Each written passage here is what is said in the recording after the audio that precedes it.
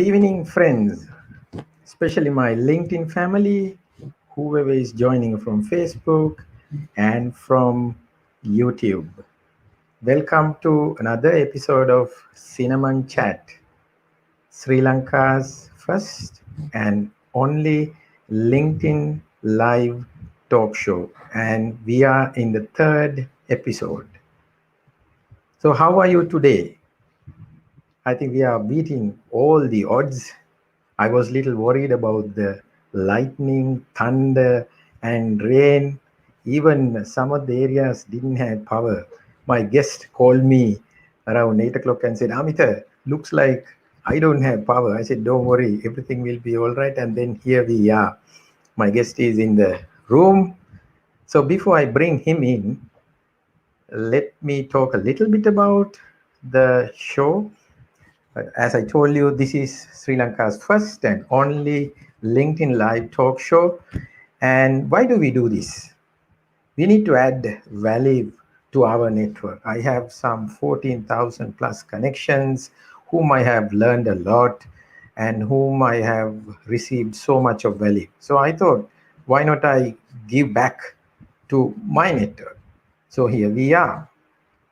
Talking about me, my name is Amita Gamage, and I am an executive coach. I love coaching CEOs, and I'm also a personal branding strategist. Plus, I help especially B2B organizations improve their sales performance. And after going through two episodes, today's episode, we decided to do something to help exporters, especially Sri Lankans or whoever is joining us from other countries. We thought we need to give them support to conquer the world with their products and services. How do you, I'm sorry, how do you conquer the world with your products and services? Imagine if you have a great product, a great service, and why wouldn't you take it to the world? Why don't you conquer a few more countries? Why don't you export it? Maybe set up factories. So today we are going to focus on some primary activities like, okay, how to export. Everybody is looking for new markets. Even customers are looking for new products and services, which can give them more value world over. So I was looking for an expert who could talk about this. Then I found someone. There's a lineup of people who would be joining us in the weeks to come.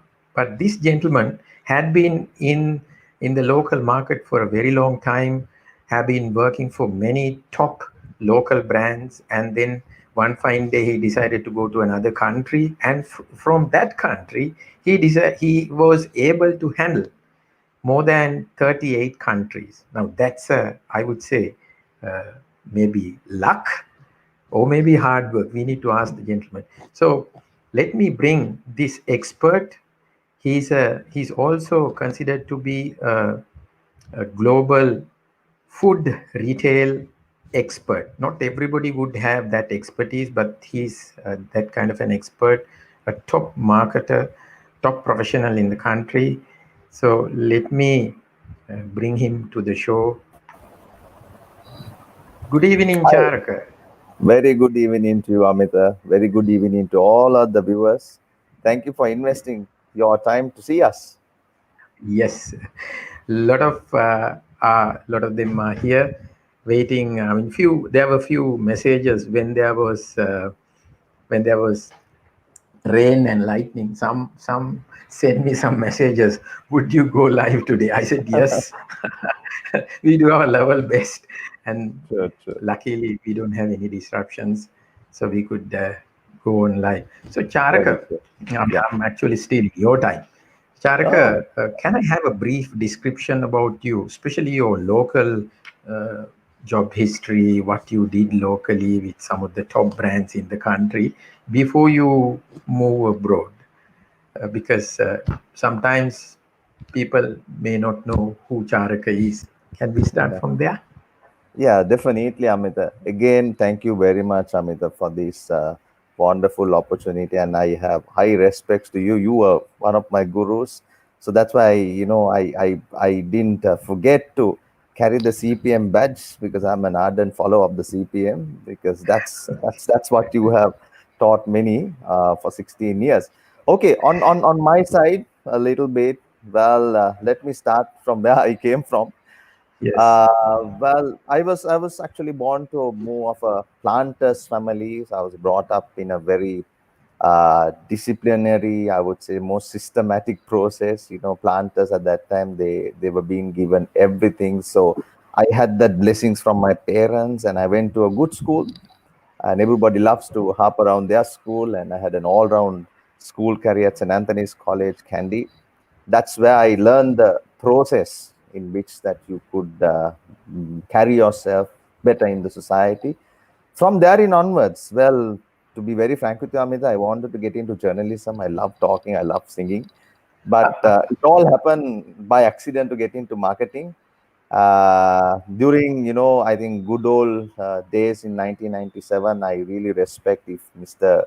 Sunil Tisanayak is there, who is the boss of BMICH. I respect him. He had this idea of recruiting young talents from schools. Either you have to be a head prefect or a cricket captain or a rugby captain. I'm not underestimating all others.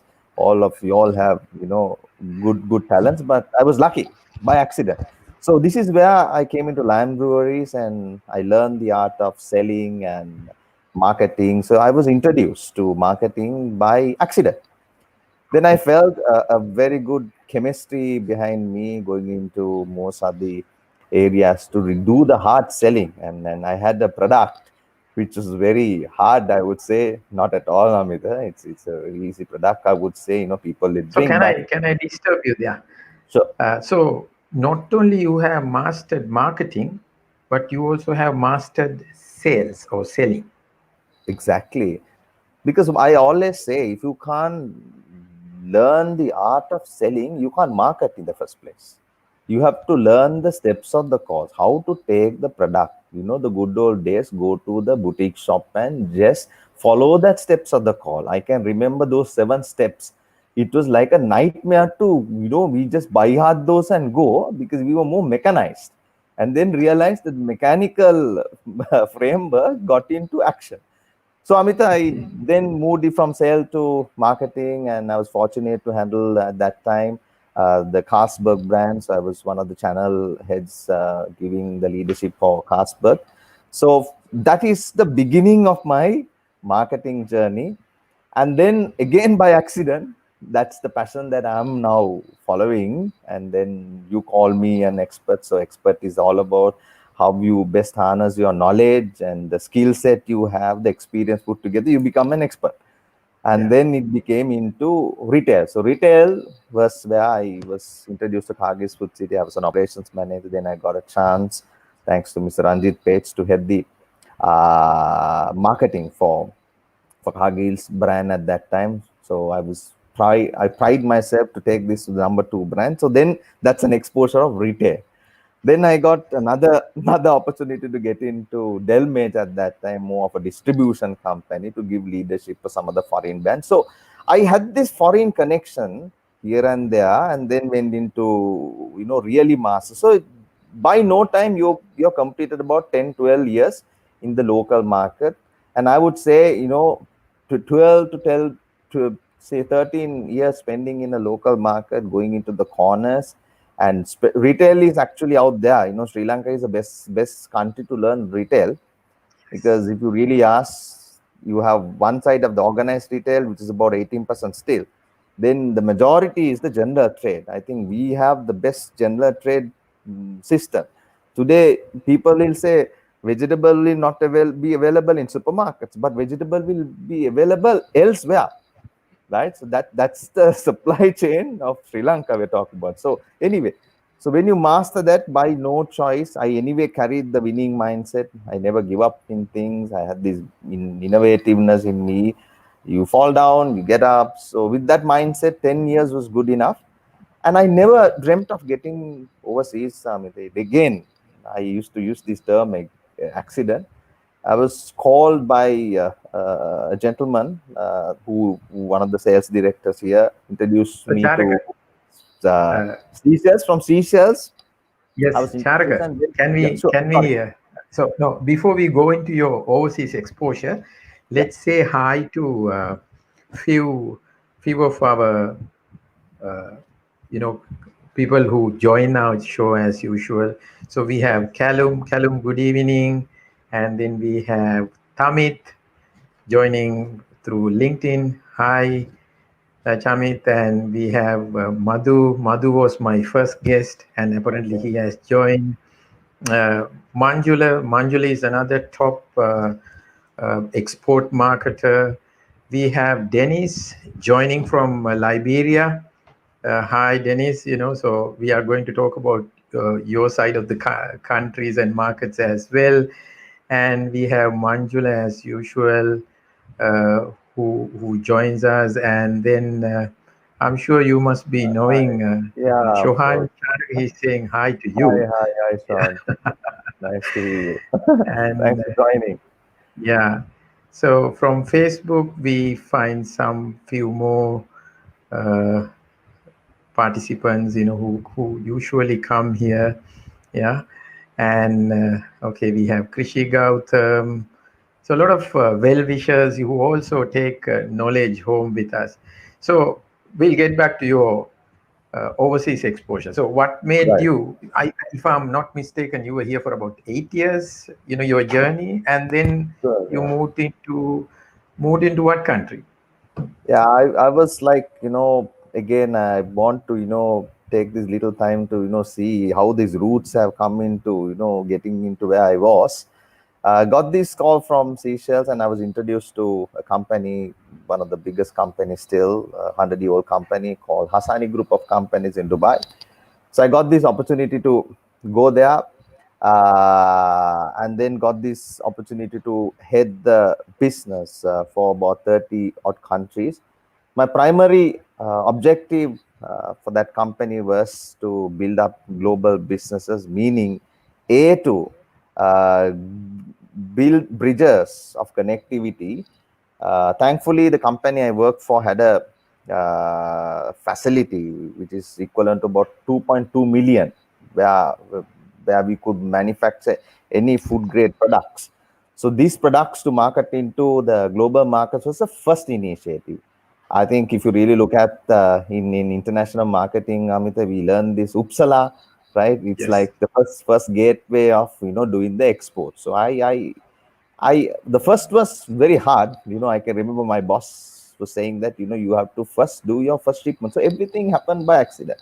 I was never a pro, but became a pro because I was hungry and I was open enough to really grasp and invest the time. If you invest, I guess you can really build your mindset to be global. And by no time, Amita, I felt that entire world is like your neighborhood. Like you're in Kandy and you have friends in Colombo. It is more of Yeah. that. Yeah, so Charaka, would you want to talk about your first shipment a little bit more? Because I am sure currently there are a lot of manufacturers. We have some great products are looking at their first shipment. How to win that first shipment? What markets to look at? So maybe we'll take an example from your life over there. Your first shipment to what country? Yeah, my shipment for Hassani Group, the company I work, was for USA. I did the first shipment for a company called Gateway One Ramijude. So it was to USA, New York. So the process I had to go through, I'm sure anybody who is doing the exports to USA, there is an FDA approval. First, you need to take that. That takes a considerable amount of time. You need to share your certificate of origins, the product list, that quality certificate. So then they give the approval. Once you give that number, is where it gives you the license to go through the entire other process. So the first thing was basically I found him. No sooner I joined this company, I was exposed to a exhibition. As you know, the Gulf Food Exhibition is the biggest in Asia. So this exhibition was the gateway to my first contact for me. And then I found my own way to use my skill to have the communication and make this link, and then to go through the scientific process which is involved in exporting. There are standard documents that you have to go through. So it's Amit, it's basically no rocket science, to be very honest with you. It's just that you have to follow, be at it. And then once you do the first shipment, I can remember my boss said, you do the first shipment, rest will just follow. He was right. And then when I left, I had my portfolio of 56 million dirhams for the company, of a portfolio. Still, I pride myself on that. So those are the deeds that I plan. So to answer your question, the first thing is, you have to know of the product range that you carry to market, and how best you could sell this to the interest of the other markets. Don't forget, each market is blended with their own cultures. If you do not understand that, right, you utterly fail. And just because, I used to be in this with respect to all of the exporters here, don't think that you taking an aeroplane, going into a country, setting up a little stall, displaying the product, that is international marketing. That's not international marketing. Can you International repeat it? Can you repeat it? Yeah. So, no, see, just because you are hungry, right? Just booking a flight, you want to go to New York. There's an exhibition. You booked your exhibition stall, right? You can do that. Anybody will love to take you into exhibition. You ultimately pay. You don't. They don't give it free.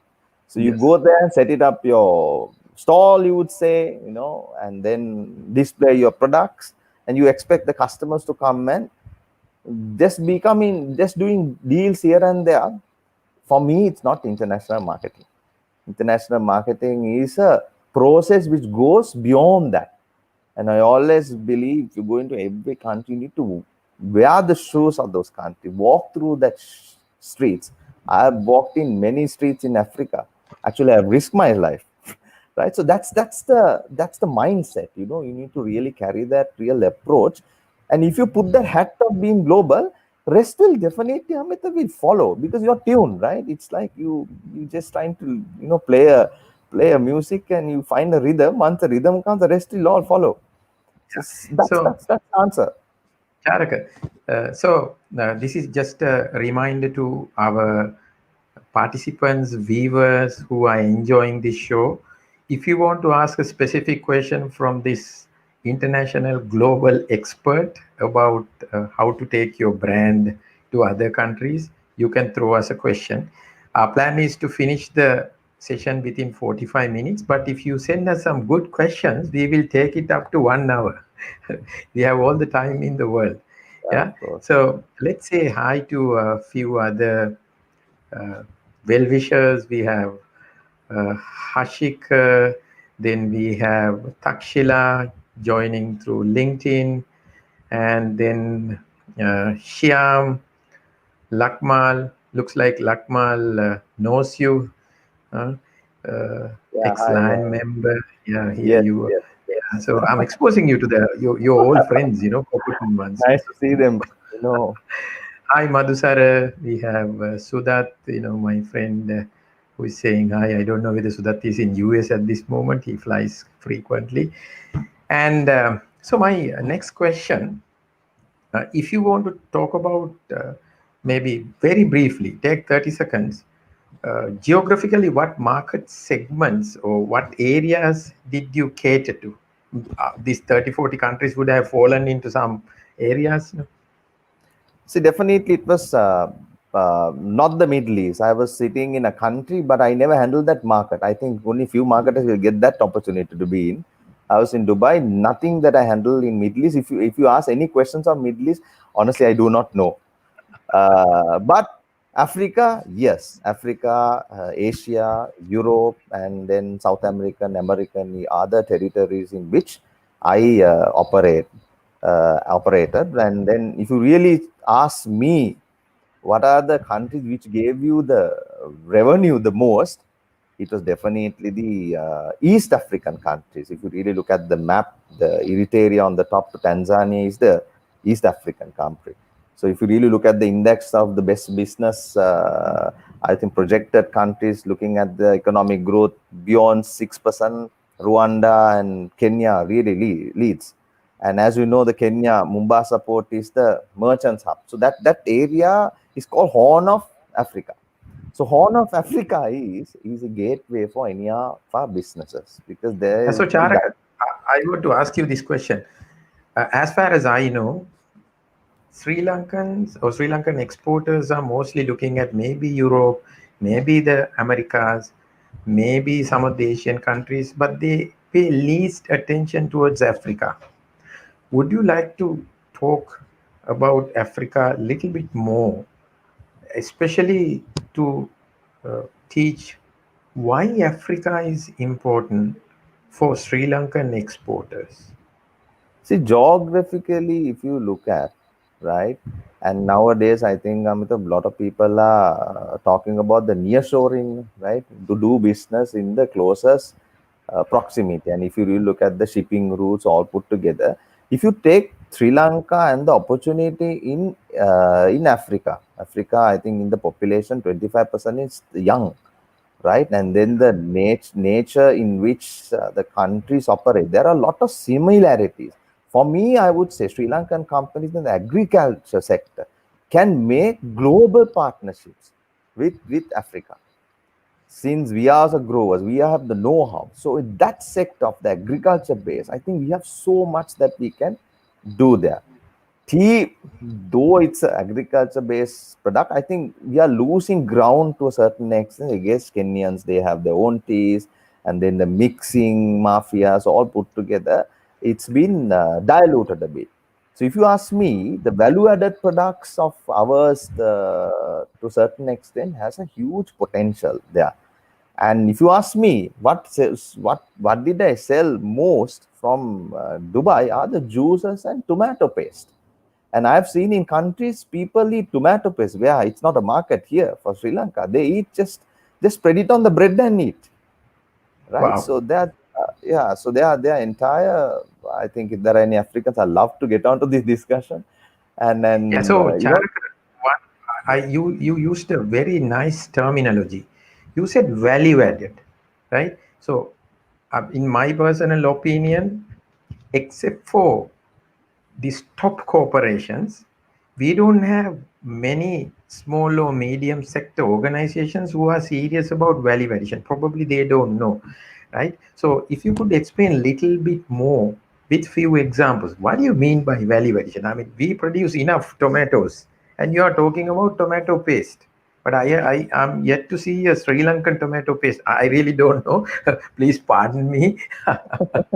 So even though I'm a vegetarian, would you like to say something about what you mean by value addition? Where Sri Lankan exporters have failed or actually producers have failed? Actually Sorry. speaking, Amita, the real problem we have a complete stumbling block in our thinking. You know what is that? One is we are an islanders nation. We have this islanders mentality, and islanders mentality has given us to become a commodity player. We have a commodity mindset. We want to sell everything in gunny bags and make quick money, and then have enjoy. So that's the problem. If we can come out of this and really concentrate on the little guys who have really now say if you take the Dilma, and I'm fascinated about with your permission, Amit, I need to bring this brand English tea shop, right? Yeah, See, please. what Yeah, is the difference between these two players, right? An English tea shop, if you really look at, right, he's a very good friend of mine, Suranga.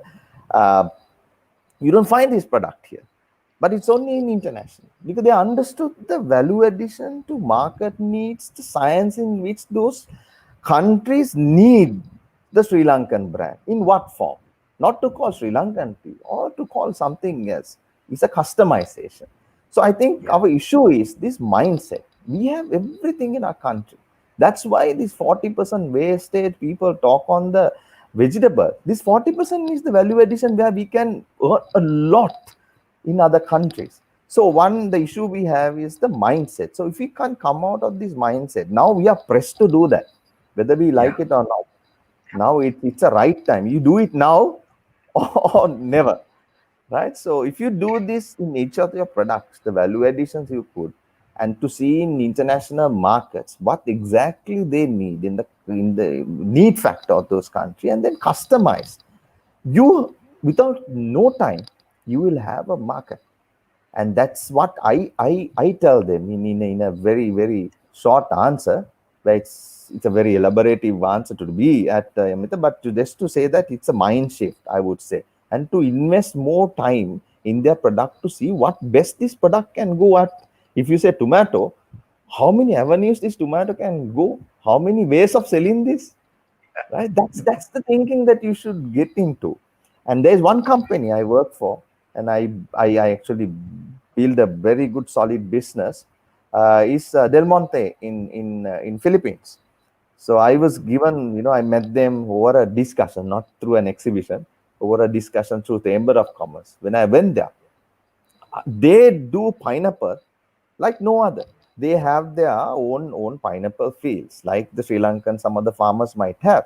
But they did not only uh, grew for pineapple and sold in gunny bags. They did all the value additions in which this pineapple can go in. And do you know in Philippines, the national dress is the barang. We call it's a man's national dress, Tagalog, barang Tagalog. The entire dress is made out of pineapple, right? The pineapple skin. So even the Philippine nation is associating it. So that's the value addition, the fruit, and anything can go. I think we should think on those lines, Amit. If Sri Lankans, we've been thinking on those lines, the factor remains that, most of the Sri Lankans, when they go to do exports, they have a gala time and come, but they don't absorb the things. They open eyes and absorb that things that you could really put into you. It's all about training your eye and mind. Then you see the gaps. The gaps you do is not rocket science. The gaps you do can be a huge game change. So these are Okay. the things I think people should do in Sri Lanka. Yeah, I'm sure, Charakas, some of the points you made would hurt some of them. I think you need to hurt them sometimes, to get the facts out. So there's whole heap of questions. I don't know where to begin, but we All will yours. try to stay focused, right? But then we have one question here.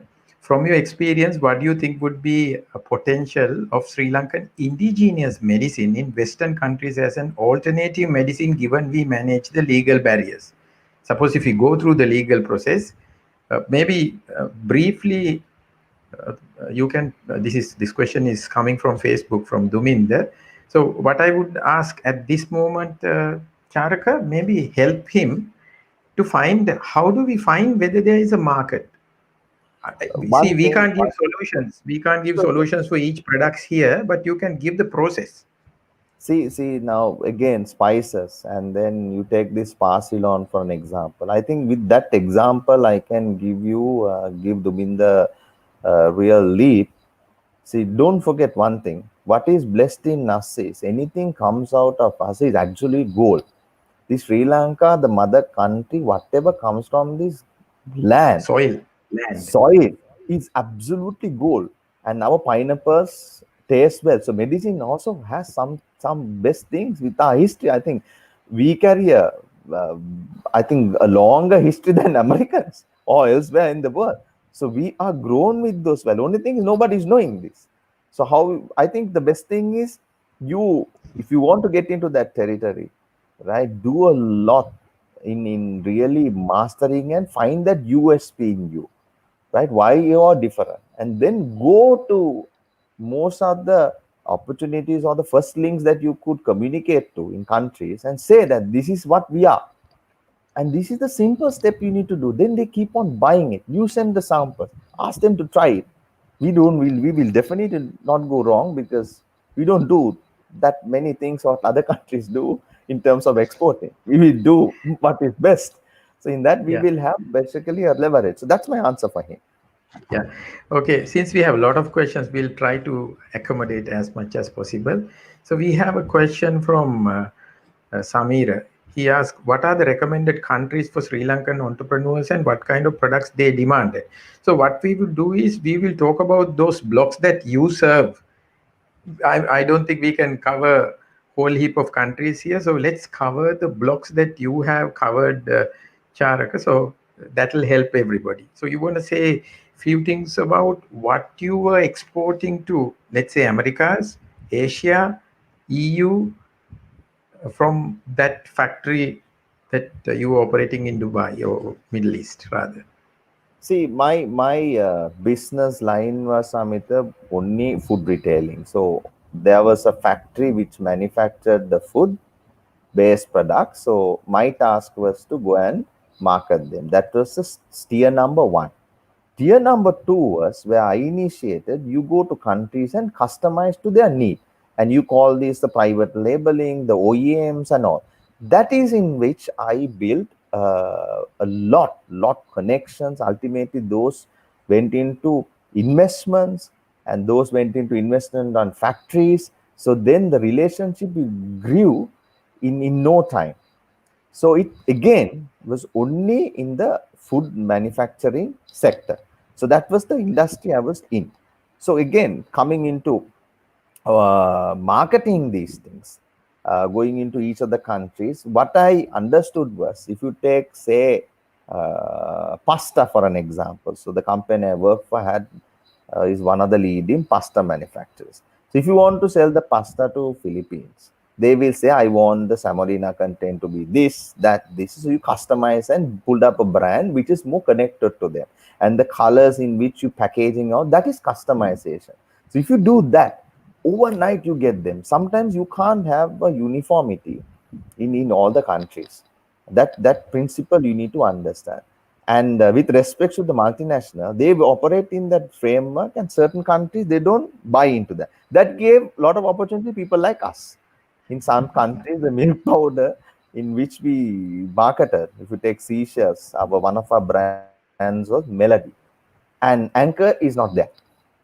And that gave a great opportunity for us to. And today, as of now, Amita, touchwood, it's the number one milk powder in Seychelles by them. And we don't manufacture milk powder. We process in packing and put a brand name and send it.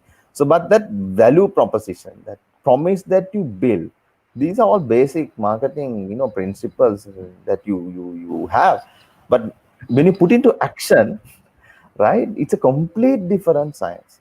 So that customization to make it more localized, right? If you take, Okay. localization, internationalization, go into localization. So localization was my winning trait to succeed. Super. We have another question, and then it's very much relevant. This is Shyam. He says, I'm a finance professional and at the moment working locally to do export fruit based value added product on my own brand. But my difficulty is to reach out the customers in the international market. How can I do this? What's your advice as a beginner? He's trying to reach market. He has a product. Some few steps to find some, the initial contacts. Shyam, I think hats off to Shyam to think through that, because I was like Shyam, right? When you go there, the first thing how to do it. But with my experience, I'm not going to say what I did and follow that. But there are better ways of doing it. I think the best way you could do is you always work in any country, the Chamber of Commerce. Chamber of Commerce is also a great gateway to link you up with the products in which that you want to market, because they are also hungry, and there are divisions that want to support. So that's one is that. The second, which everyone knows, is the easiest way to the first experience is go to an exhibition, display your product, and then they can see customers are coming and interacting. That experience is a fabulous experience for a beginner, right? And I think if you work with the Export Development Board in Sri Lanka, they will definitely help you piggyback with one of the exhibitions. They will take it, right? Get your product listed. So that's one way of doing it. Once you do that, that's the first move. When you go into the first move is where you have to do of all what I said. Walk through the streets, talk to them, live with them. And I will bring this example which I wanted to complete the Amit, the experience I had in Yeah. Angola, right? When I wanted to sell the pasta there, when my boss said to go to Luanda and you sell the pasta, We being Sri Lankans always, go with that, marketing approach, presentation skills. We are much civilized, I would say, with respect to all of us are civilized, fine, but in business, corporate, we feel that, we want to do best, and we go with that high mind, and you are nailed to nowhere, right? And then realize you've fallen in something that you need to do basic. What is the basic? They said product quality is immaterial. Then I said, what? Then I can put anything in this? Product quality is immaterial. Okay, then I thought, okay, Samalina content, all those, we have the best product. Okay, then I asked this question, what is then packaging, and put a lady in the front and call Dona. Dona in Portuguese is lady. So you put Dona Rosa, Dona Vita, and all those came from all these. And then put the lady, and pasta has to drape. Don't ask me from where. And then you put that picture, pasta was selling, right? So these things are not taught elsewhere, right? And then even in Somalia, if you want to sell milk powder, you have to put the two cows, but those two cows cannot face each other. They have to face down. Facing each other is racism.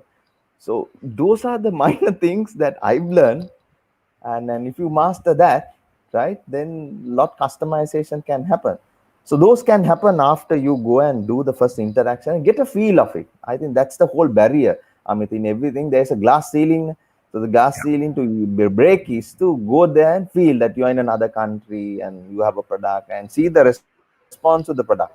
I think that's the first hand experience. You can't do remote control now with the lockdowns, but still there's a way. I think there are better technologies can support you. Yeah, Amita? Yeah, thank you. I mean, you are addressing a very important factor here. Customization is due to the cultural fact. You touched upon it earlier also. So what happens is, our mindset is okay. I have certain product already manufactured and sent to local market. So I just have to take, grab few hundred items from that and just send it to one country. My job is done. I get some money. So what kind of a commitment are we looking at? If you do, you have to be really committed if you want to be in international markets, or you can Definitely, just do it. Amita. Definitely. I think commitment is the name of the game. If you take the commodity approach, there are a lot of traders. Entire world is a trading hub. If you go to Dubai, there is this Aldras market, and you find all other African companies opening up. They are only doing trading, right? So the choice is yours. If you go into trading, is what currently happening. There are a lot of fruits, lot vegetables go. Somebody keeps a margin. You add the margins, and ultimately you're not getting anything. Somebody else is benefiting. So the commitment comes in. You own that process and be with that process and grow with this process and get that value chain encrypted and personalized to you. When you get into the value chain, what happens is you're pressed to do the value addition. You can't come out of it. You need to keep on adding. So it's a continuous process. Once you get into it, you will enjoy, and you will keep the focus. And those are the companies in Sri Lanka has won, Namita. The people who have got it, and they were keep on investing on what they're doing right. And then that dedication is important. So commitment, very, very key thing. If at all, if you select to, really build a brand. So if you don't want to build a brand, you can be a gunny exporter, and we will Okay, Charka. So create another curriculum for that, Namita. yeah, so we started at 8:30, and then ideally we should Yeah, start at 9:15. But with the amount of questions, we will go till 9:30. I can see the. I mean, I yeah. haven't asked my questions as yet. So the audience is asking, but then I have to respect them. I'm here because of them, so I need to make sure I actually forego, and I have a separate section called the story time, and I decided to just leave it out, giving more opportunity for the audience to get maximum out of this expert. So we have a question from Harshana. He's asking you, I work for a flexible packaging company. Can you please elaborate more on how best we can enter to the international business with our existing portfolio as a market development in this crisis pandemic situation, and especially how best we can get an assurance on the payments? Please advise. I know it's a you have so many questions in it, but then we can't also ignore the fact that we are going through something that we never learn in our books. So, Charak, sometimes you should Correct. be able to add few with your experience here. See, I think I think the deal, the sale won't be completed without a payment, Amit. So I will touch on that. I think rest and all we could really do it. You know, the best place to actually do a business and get payments, you will get shocked, Amit. It's Africa.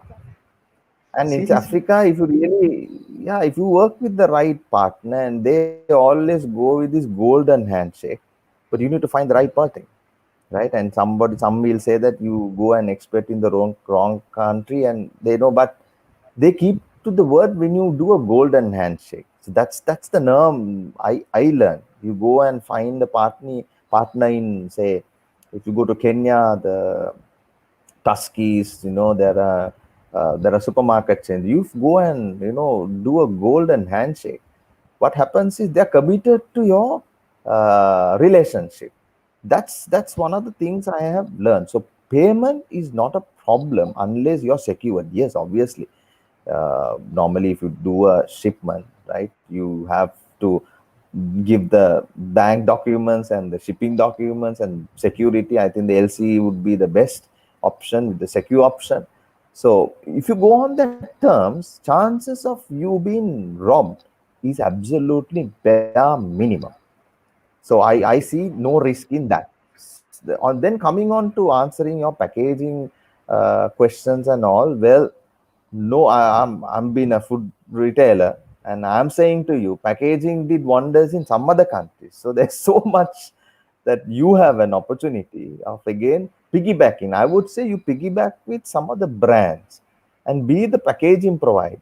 Then you have a piggyback approach where you have a kind of a value connection, which together you all will leverage.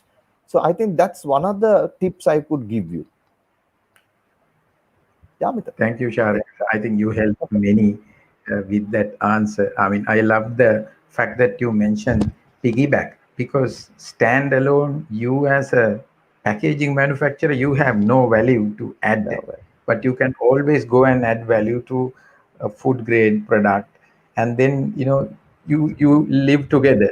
Yeah, great. correct. That's a nice advice, and. And you are a food related expert, but then we get various questions. So I'll just throw this. I don't know how we are going to handle it. Shamal is asking, what are your thoughts on service oriented exports? Will it dominate the future of Sri Lankan exports?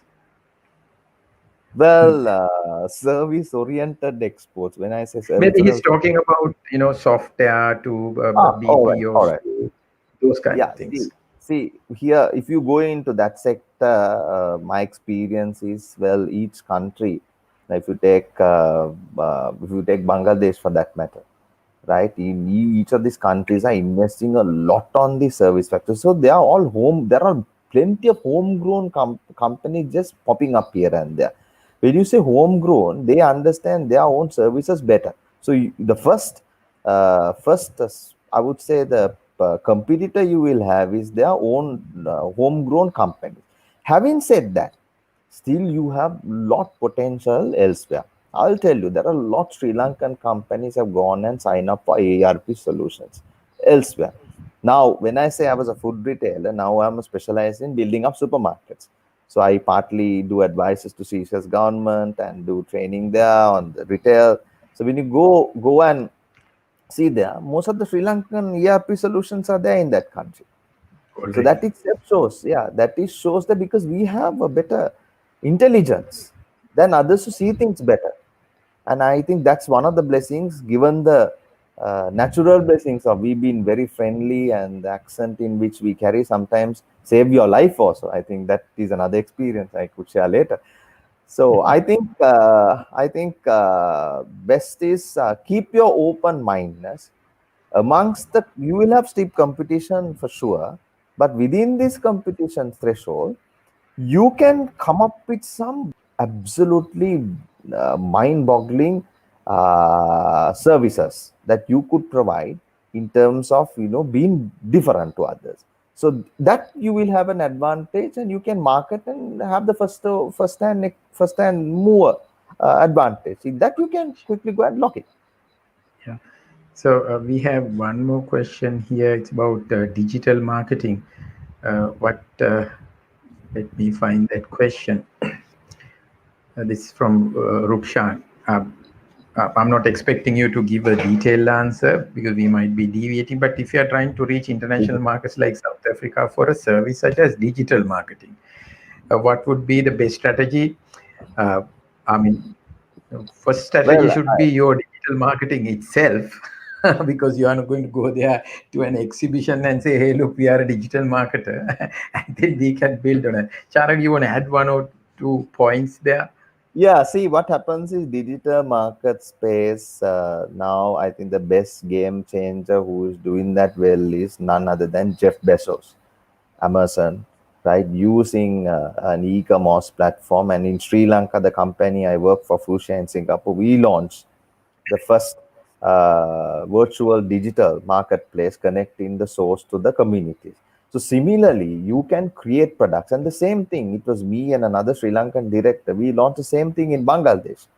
So going into African territory now, Africa, if you take South Africa, it's more, it's called the European Africa, right? South Africa is called the European Africa. But having said that, their retail landscape is evolving, and today, the spa we see in Sri Lanka is a collaboration with the spa is European brand, but we are managed by the South African parties. So in that space, for digital engagement, I would like to say that piggyback approach. You go alone, sometimes you might lose. You have to choose. Okay, I will just see whether it's an online platform, whether we could do something different, right? And all those in terms of the service to create and take the product. If you can look that as your vehicle and piggyback with the know-hows, with the USPs that you think will work best in the digital approach, you will have a chance. Having said that, all of us will have a chance. It's all to do with find that wow factor in you. If you could have that wow factor, and retail, we use this term called low friction, high reward. Every company wants the products to be at a low friction and give a high reward. So if you can get your entire approach in this line of thinking and say that I'm sending the product, I'm giving only 2 steps instead of having others having 5 steps. Overnight, you have a product. So that's one thing So you can do. I don't know whether I have been or the audience have been unfair. We have been talking about Africa too much, so that there's more questions coming from Africa. I have to anyway, before we conclude, I had to ask you some questions about your experience in South America. But then Bimal is from Facebook asking a question: what is the best way to expand architectural and construction business towards Africa? First of all, is there a market? Then I mean, Definitely. because when you build supermarkets over there, you see how much of things are going on. Charak. Yeah, yeah. Yeah, definitely, Amita. I think majority of our so-called expats in those countries, there are plenty of Sri Lankans, and how many engineers are out there? And you take big companies like Maga and all, they have footprints in all of those countries. So construction by and large is big. And there are power-based companies, right? And I know few have set up massive operations in African continent rather. So opportunities are there. So construction industry, again, it's our skill set of, we've been bit efficient in that engineering, and imagine when they have so much of options to source from their own country contractors, and for us to be picked, there's something different, no? So these guys have done something right. So it's all to do with how we go and pitch your product, and they will embrace that first mover. You go to their country and be comfortable with them, they will feel very comfortable, and they might feel that, we should not ignore you, we should give you all a chance. That Yeah, chance is what you have to grab. that's yeah. that's that's what we have learned. So So industry is basically, immaterial actually, Amit. so human connections, relationships are important in this game. Very much, very much. See, if you go to a country, Sometimes you go to meet only a person and you think that business is done. Answer is it's a guaranteed funeral. So best thing is for you to I stay, love your you know how. terminology. So you have to then stay for some time and then to see how you could build a relationship, a sustainable relationship. Then you need to go and talk to many. Even the barman in a place that you go in can make a difference to you.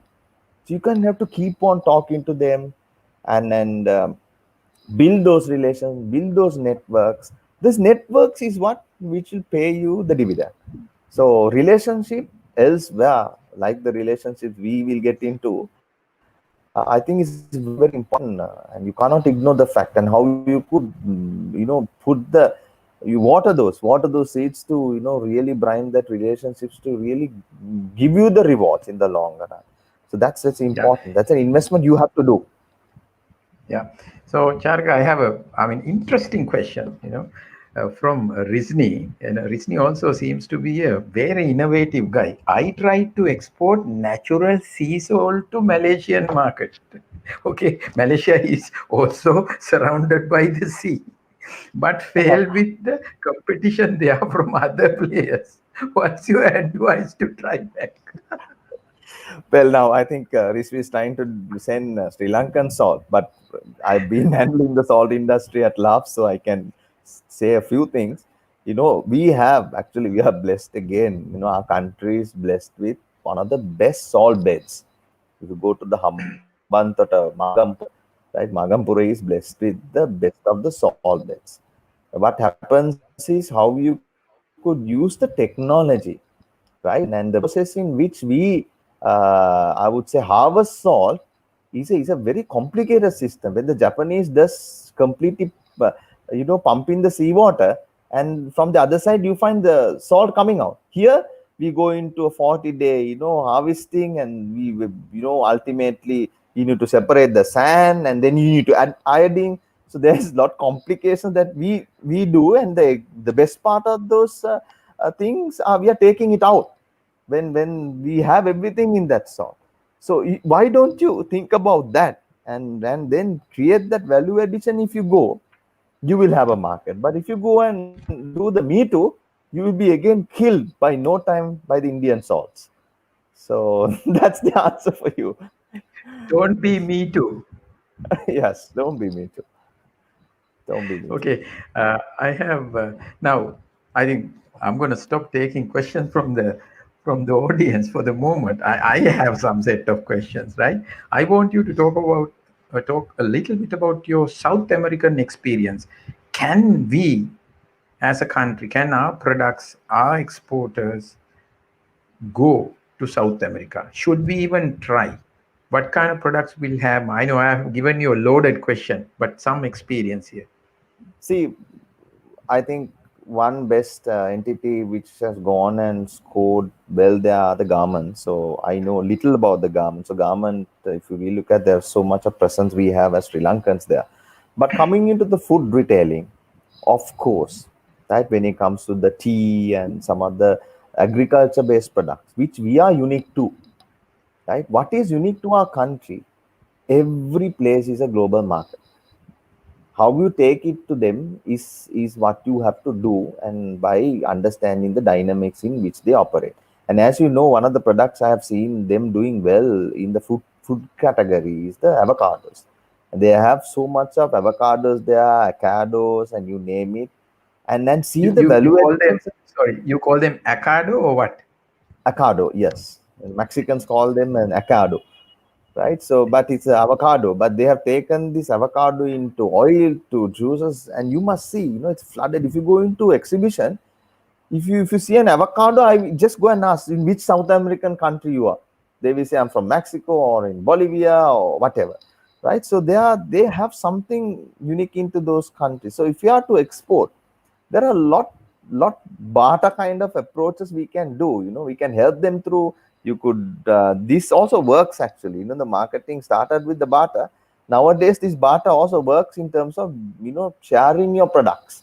In this way you can have a very good engagement in the production. I did this in a Bolivian market, right? Sending some of the signature bakery items to Bolivia and get those avocado products to some other countries in which needed. So it's just a trading, and I gave the opportunity, they gave the opportunity to me. So this is one way you could really build a network. This networking, that's a better, better term to, you really use, Amita. This networking actually brings you goal, right? And again, keeping this Bata approach, helping them, and you help me, I help you, right? And that really works. Yeah, so you talked about avocado. We also have enough avocados. What is your personal opinion about we doing value addition in avocado side? Have you seen anything? Well, not to my knowledge, honestly. By no time, what I know is by no time the season is over, right? And we just and it comes, sometimes it leaves, and still the avocado is there, and there's so much. How nourishing this fruit is, and what distance, how what health benefit this fruit has, right? How best it can kill the cholesterol. It has the good cholesterol. So there's so much in this, but who is putting the thought into it is something I have to ask as a big question. And So unfortunately, my forte is retail, so I'm building supermarket. They're building supermarkets. They come, and that's where I want. But I'm thinking and all, but it's a matter of focusing in one. okay, so I mean, I have a small story. There was this lady whom I knew who didn't like avocados. The one day I told her that I think it has 16 plus vitamins in it. Exactly, You know, exactly, from next day onwards, she exactly. started having them from next day. I mean, Yeah, I sometimes we think don't value what we have. Yeah, exactly. I think that's a, you nail it in saying, Amit. We don't value what we have. See, we have to see we are a self-sufficient country. We have everything in this country. When Singapore and all does not have anything, but still it's yeah. a $1 trillion economy. So, Value addition. yeah, Shaka, so I think we have come to an end. Like it's about 9:28. So I have one question now. This pandemic situation is there, and then you are a global food retail expert. People say that you may give up consuming anything, but not food, right? So, what is your final message to a company who is thinking about going out, but they don't know where to start? Or maybe they are not, they won't, but then they don't have maybe resources or the expertise. Like, so you have a lot of unanswered questions, but you have a fantastic product here. Few points for them to look at what should be done first, especially considering today's pandemic situation, also lockdowns and all that. Few points to add. I think the most important thing is, Amita, for us to know in the situation we are in. We are no longer in a situation where you could repeat yesterday's things today. So if I say there are two principles, one is the pre-COVID principle and then the post-COVID principle. In pre-COVID principle, we had this thing of outsourcing. We outsource. We have to run this company by outsourcing model. Now what has Stick to happened? the point. Outsourcing has collapsed.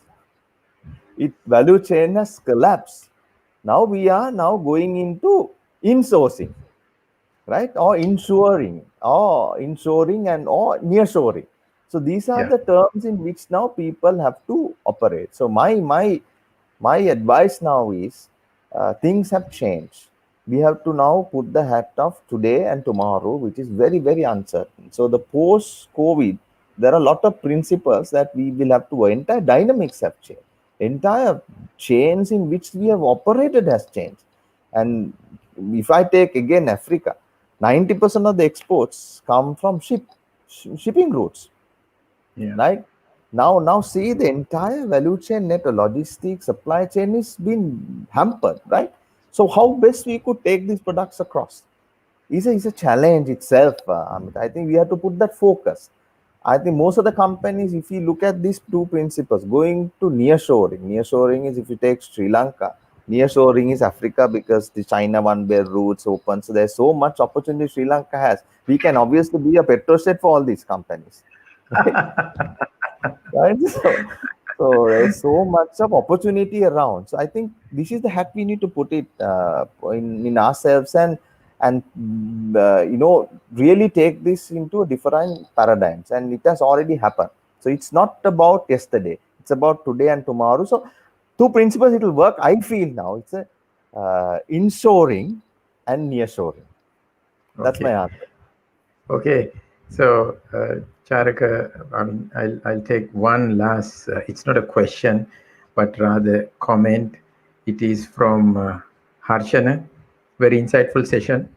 Please try organize as much as program like this. Cheers. Yeah, come to my LinkedIn live, Sri Lanka's first LinkedIn live talk show, Cinnamon Chat.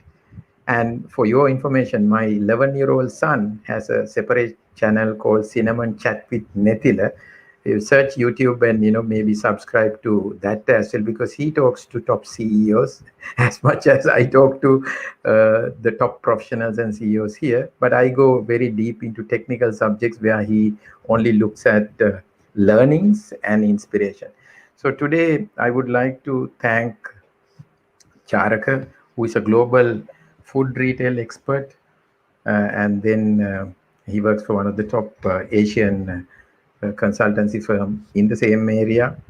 Uh, what's the name, Charaka? You want to mention the Fuchsia. name of the company? Yeah, it's better we pronounce it right. Fuchsia. Yeah, Fuchsia Retail. So we are a turnkey retail solutions providing company with technology. So what we do is we take companies, build supermarkets. So there will be very soon there will be different uh, ways in which that retail can go in. So that will be experimented in Sri Lanka very soon and elsewhere. So that's what we do. right. Okay, great. So thank you very much. I mean, 1 hour is not enough. I mean, I'm sure there are more questions that I didn't take. I'm sorry, because time is, we have promised 45 minutes to 1 hour.